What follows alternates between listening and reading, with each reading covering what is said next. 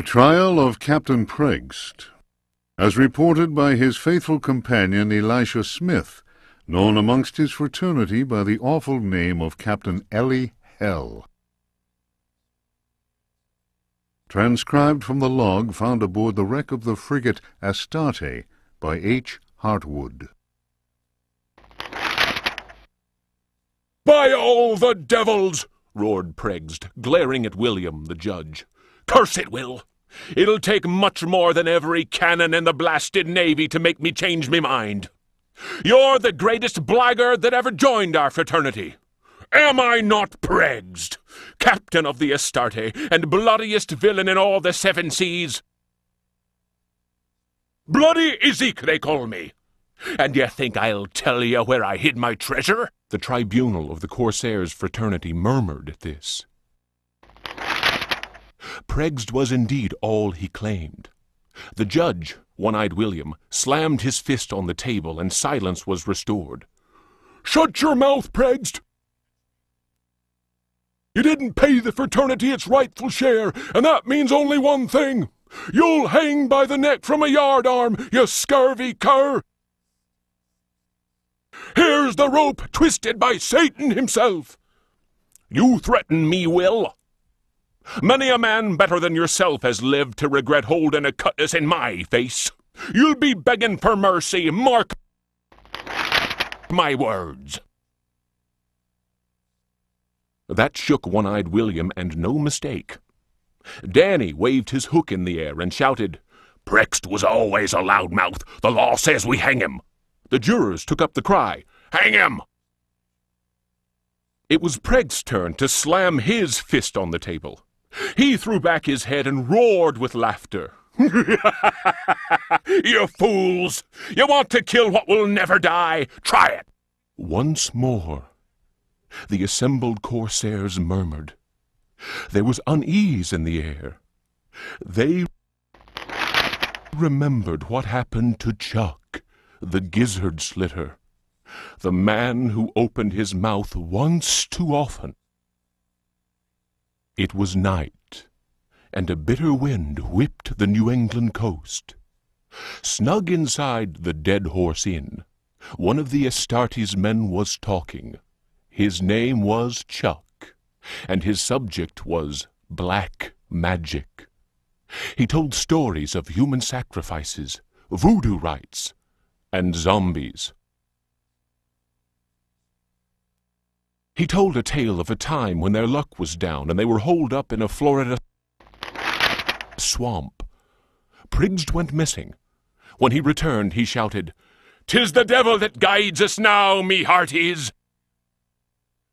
Whether that was true or not, the Astarte began taking loot after juicy loot.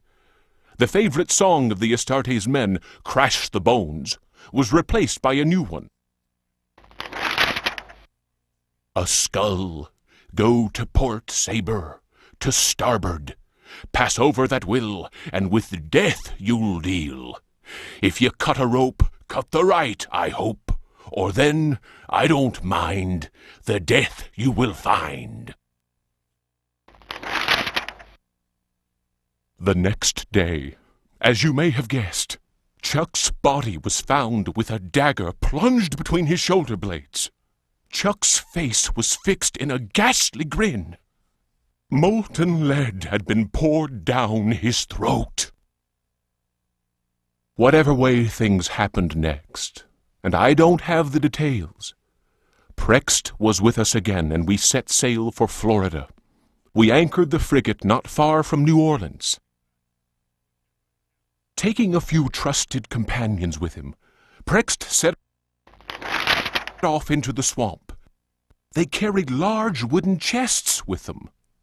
2 days later, we heard shots being fired and screams. Prst arrived soon after that and claimed they'd been attacked by alligators.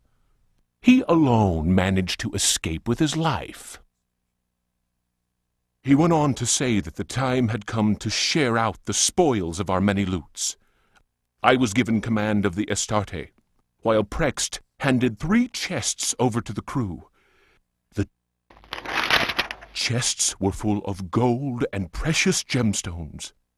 The rum flowed that night, and the stars shone bright.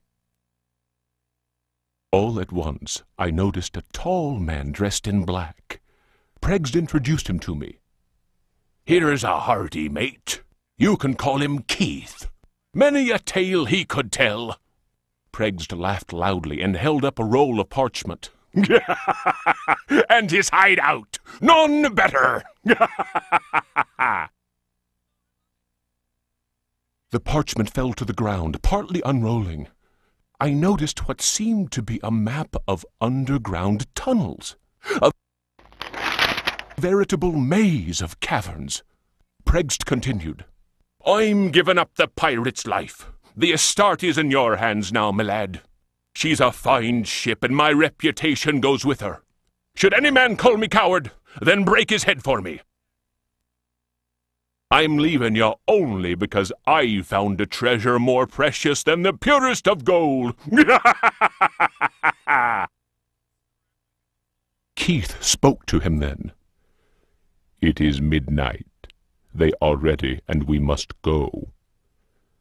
The stranger turned his cold eyes on me and said in a soft, chilling voice, "Sometimes Prst talks too much.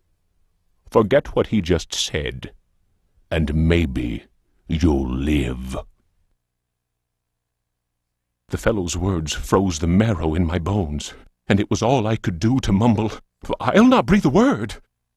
The canoe slid away into the night. Their torches disappeared in the distance of the swamp. My snoring companions didn't hear the insidious rhythm of far-off drums.